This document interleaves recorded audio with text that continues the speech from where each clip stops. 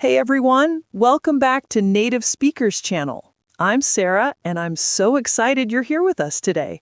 Whether you're just starting your English learning journey or looking to improve your everyday vocabulary, you're in the right place.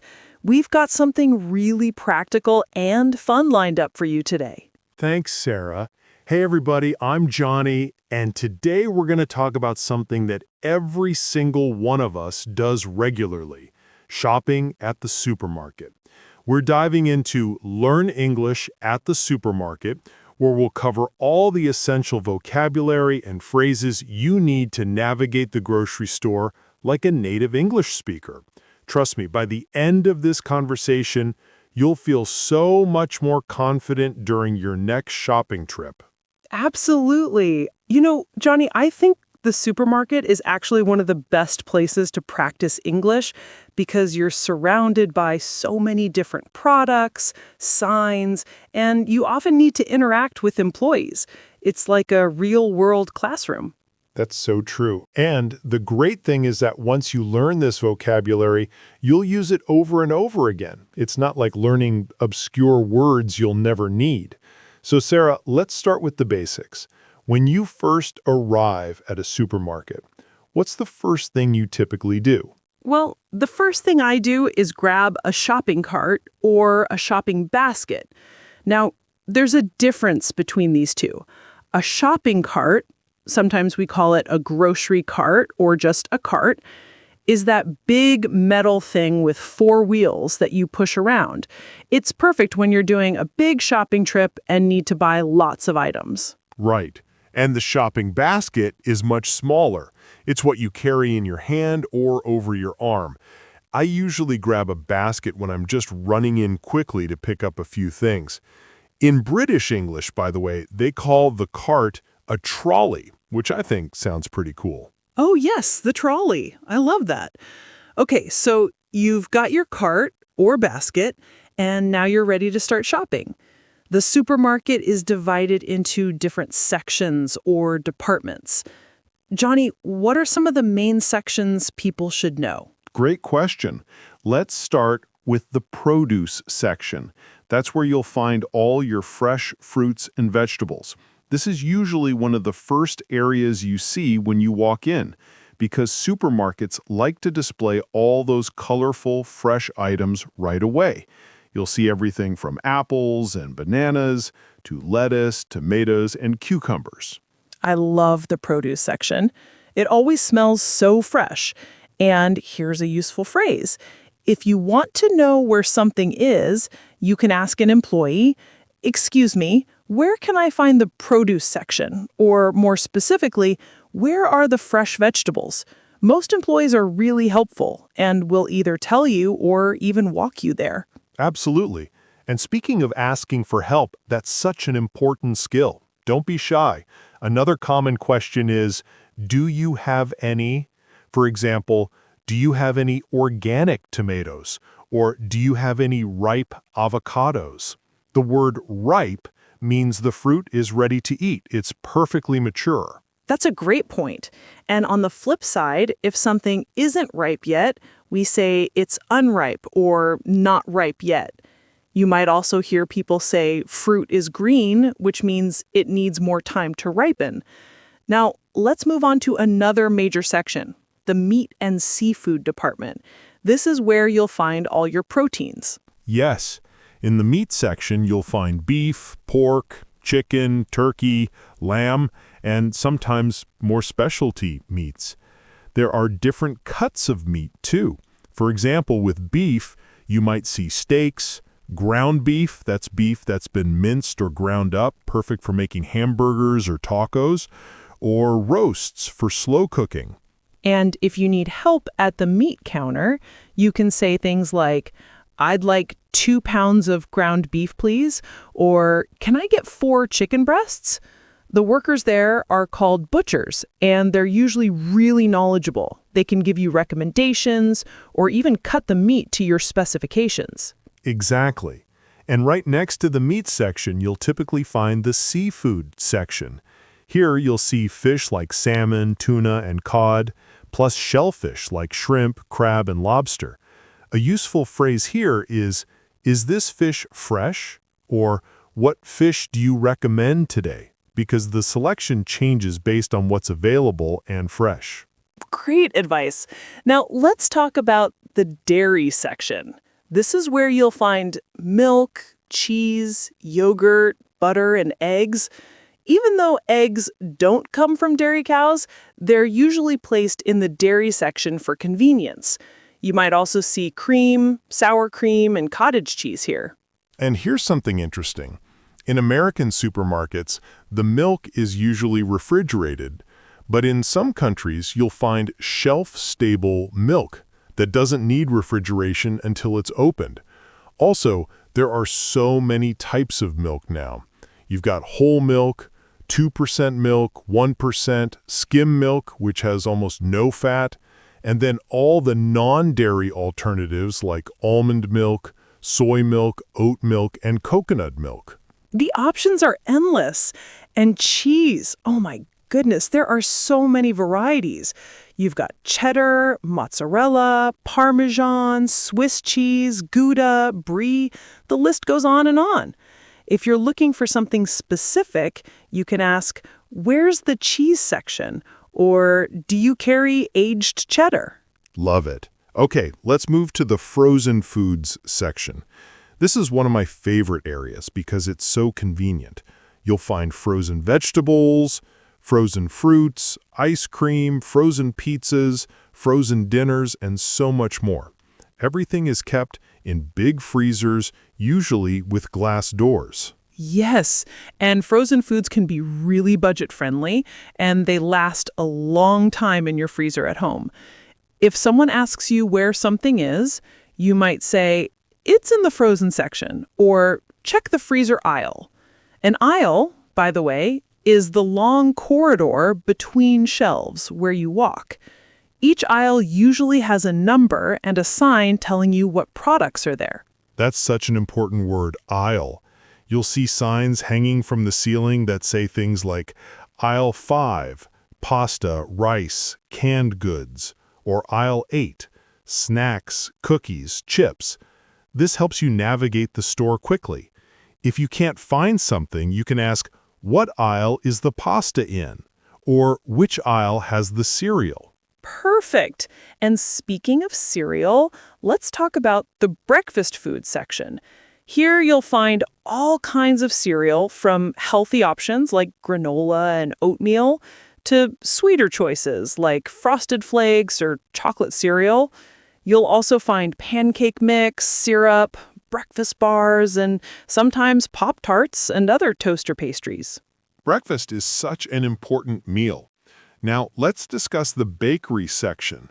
This is where the supermarket makes fresh bread, rolls, bagels, muffins, cakes, cookies, and pastries. The smell in the bakery is absolutely amazing.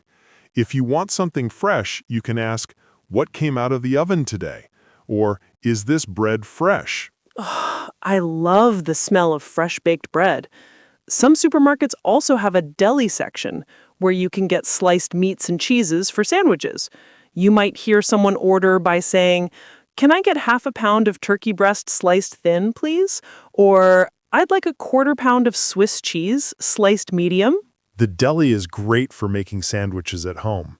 Now, we should talk about some other important sections. There's the beverage aisle, where you'll find water, soda, which some people call pop, depending on what region you're in, juice, coffee, tea, and sports drinks. Right. And there's the snack aisle with chips, or crisps in British English. Crackers, pretzels, popcorn, nuts, and candy. This aisle can be dangerous for me because I always want to grab everything. Then there's the canned goods section with canned vegetables, canned fruit, soup, beans, tuna, and tomato sauce. Ha! Same here, Sarah. The snack aisle gets me every time. Let's not forget the international food section, which many supermarkets have now. Here you can find ingredients and products from different countries, like Asian sauces, Mexican spices, Italian pasta, and more. It's really expanded in recent years as people cook more diverse cuisines at home. That's one of my favorite sections. Okay, now let's talk about some important vocabulary related to actually shopping. When you're looking at products, you'll see the price tag or price label, which tells you how much something costs. Sometimes there are special deals or sales where items are discounted. Exactly. You might see signs that say, on sale, buy one, get one free. We often abbreviate that as BOGO, or 20% off. If something is on sale, it means it's temporarily cheaper than usual. You might also see clearance items, which are products the store is trying to sell quickly, often because they're discontinuing them or they're close to their expiration date. Speaking of expiration dates, that's really important vocabulary. Every product has an expiration date, sometimes called a best by date or use by date. This tells you when the product will start to lose quality or when it might not be safe to eat anymore. You always want to check these dates, especially for dairy products, meat, and anything perishable. Absolutely. Perishable is a great word. It means something that can spoil or go bad relatively quickly. Milk is perishable, fresh fruit is perishable, but canned goods are not perishable because they last for years. If something has gone bad, we say it's spoiled or expired. Good distinction. Now, when you're ready to pay for your items, you need to go to the checkout or the checkout counter. This is where the cashier, the person who rings up your purchases, scans your items and tells you the total. You'll put your items on the conveyor belt, which is the moving belt that brings your groceries to the cashier. And here's where you'll use some important phrases. The cashier might ask you, "Did you find everything okay?" Which is just a polite way of asking if your shopping trip was successful. You can simply say, "Yes, thank you." Or if you couldn't find something, you might say, "Actually, I couldn't find the peanut butter." They might also ask, do you have a rewards card? Or are you a member of our loyalty program? Many supermarkets have these programs where you can earn points or get discounts. If you don't have one, you can just say, no, I don't, or not yet. Then comes the important question, paper or plastic? This is asking what type of bag you want for your groceries. Although, Sarah, more and more places are moving away from plastic bags for environmental reasons, many stores now charge for bags or encourage you to bring your own reusable bags. So you might hear, "Did you bring your own bags?" If you did, you could say, "Yes, I have my own bags." If not, "No, I'll need to buy some bags, please." That's such an important point. Being environmentally conscious is becoming the norm. Now, when it comes time to pay, the cashier will say your total is, and then the amount. For example, your total is $43.25. Then they'll ask, how would you like to pay, or cash or card? You can respond with, I'll pay with cash, or I'll use my card, or can I use contactless, which means paying by tapping your phone or card. Some places also ask debit or credit, and you just tell them which type of card you're using. And here's where you will use some important phrases. The cashier might ask you, "Did you find everything okay?" Which is just a polite way of asking if your shopping trip was successful. You can simply say, "Yes, thank you." Or if you couldn't find something, you might say, "Actually, I couldn't find the peanut butter." They might also ask, do you have a rewards card? Or are you a member of our loyalty program? Many supermarkets have these programs where you can earn points or get discounts. If you don't have one, you can just say, no, I don't, or not yet. Then comes the important question, paper or plastic? This is asking what type of bag you want for your groceries. Although, Sarah, more and more places are moving away from plastic bags for environmental reasons. Many stores now charge for bags or encourage you to bring your own reusable bags. So you might hear, "Did you bring your own bags?" If you did, you could say, "Yes, I have my own bags." If not, "No, I'll need to buy some bags, please." That's such an important point. Being environmentally conscious is becoming the norm. Now, when it comes time to pay, the cashier will say, your total is, and then the amount. For example, your total is $43.25. Then they'll ask, how would you like to pay, or cash or card? You can respond with, I'll pay with cash, I'll use my card, or can I use contactless, which means paying by tapping your phone or card. Some places also ask debit or credit, and you just tell them which type of card you're using.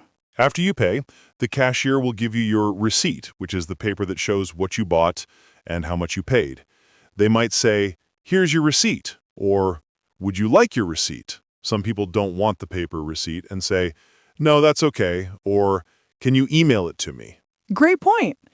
And at some stores, there's a bagger, a person whose job is to put your groceries in bags. If there isn't one, you might need to bag your own groceries. The bagger might ask, is this how you'd like it? Or is this bag too heavy? It's nice to say, thank you, or that's perfect, thanks. Definitely. Being polite goes a long way. Now, before we wrap up, let's talk about some common phrases you might hear over the intercom in the supermarket. You might hear, clean up on aisle 5, which means someone spilled something and they need to clean it. Or price check on register 3, when a cashier needs to verify the price of an item. You might also hear, the store will be closing in 15 minutes if you're shopping late. Or, attention shoppers, followed by an announcement about a sale or special promotion. These announcements help keep you informed while you shop. Exactly. Oh, and one more thing. Sometimes you might need to return something or exchange it.